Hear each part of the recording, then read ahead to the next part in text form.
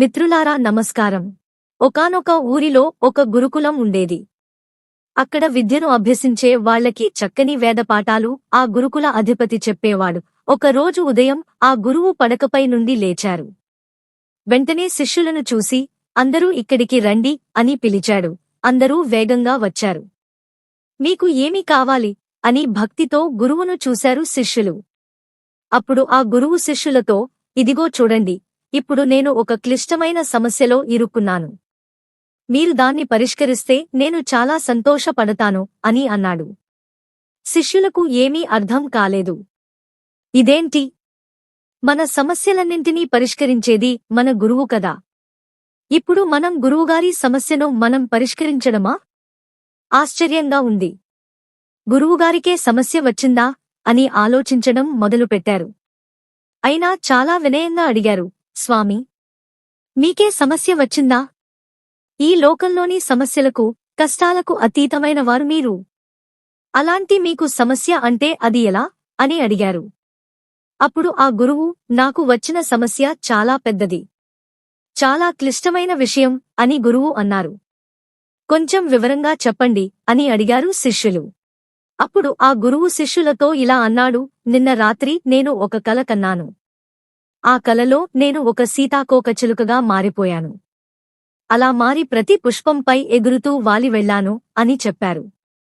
ఇది విన్న శిష్యులు చాలా ఆశ్చర్యపోయారు.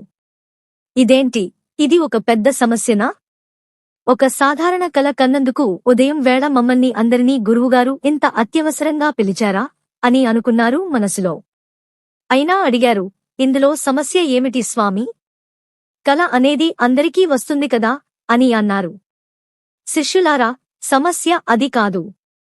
నేను ఈ రోజు ఉదయం కళ్ళు తెరిచి చూసినప్పుడు నేను సీతాకోకచిలుక రూపం నుండి మళ్లీ మనిషి రూపంగా మారిపోయాను అన్నాడు. ఇందులో సమస్య ఏముంది స్వామి? ప్రతి ఒక్కరు కల కన్నప్పుడు రకరకాల విచిత్రాలు వస్తూ ఉంటాయి. ఇది ప్రతి ఒక్కరికి జరిగే విషయమే కదా, ఇందులో వింత ఏమీ లేదు స్వామి అన్నారు.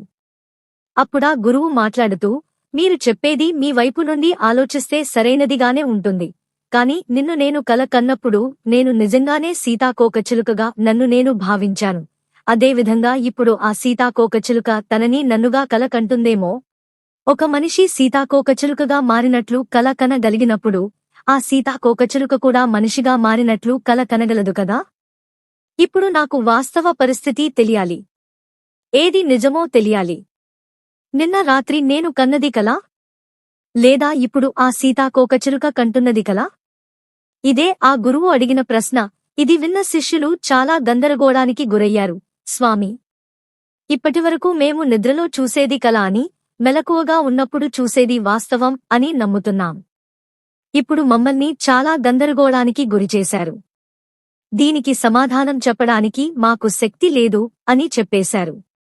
ఆ తర్వాత ఆ గురువు ఇలా చెప్పాడు, మెలకువే ముఖ్యమైన అంశం. నిర్ణయానికి వస్తే పగటి మెలకువ కంటే రాత్రి కలలు చాలా నిజం. ఒక వ్యక్తి నిద్రపోవడానికి వెళ్లాడు. నిద్రపోతూనే ఉన్నాడు. అతను కనే కల అబద్ధం అని అతను గ్రహించలేడు. ప్రతి కల కన్నప్పుడు అది చాలా నిజంగానే కనిపిస్తుంది. ఒక్క కల కూడా నిజం కాదని కలలో ఎప్పుడూ అనిపించదు అని గురువు అన్నారు. అంటే సమస్త జీవితమూ ఒక స్వప్నమే అని పండితుడి బోధన. అయితే మనం మన కలలో నుండి ఎప్పుడు మేల్కొంటాము అనేది ఒక ముఖ్యమైన ప్రశ్న. అనగా ఎప్పుడు వాస్తవికతను గుర్తిస్తామో అని ఆ గురువుగారు వివరణ. హాస్యం కోసం పిట్టకథ. ఒక వ్యక్తి కాలికి కట్టుతో కుంటుకుంటూ వెళుతున్నాడు. అతని మిత్రుడు అడిగాడు, ఏమిటి కాలికి కట్టు అని. అయ్యా, నిన్న రాత్రి నిద్రలో మా ఇంటి పైకప్పుపై నిచ్చెన వేసి దిగుతుండగా జారిపడి కాలు విరగొట్టుకున్నాను అని అన్నాడు. మీ ఇంట్లో అసలు నిచ్చెనే లేదు కదా అని ఆ మిత్రుడు తిరిగి అడిగాడు. నిజమే, నేను కిందపడి కలలో నుండి మేల్కొన్న తర్వాత కదా నిచ్చెన లేదని నాకు గుర్తుకొచ్చింది అని అన్నాడు. ఈ కథ నచ్చి ఉంటే దయచేసి మై టీవీ తెలుగు ఛానల్ని సబ్స్క్రైబ్, లైక్ మరియు షేర్ చేయండి.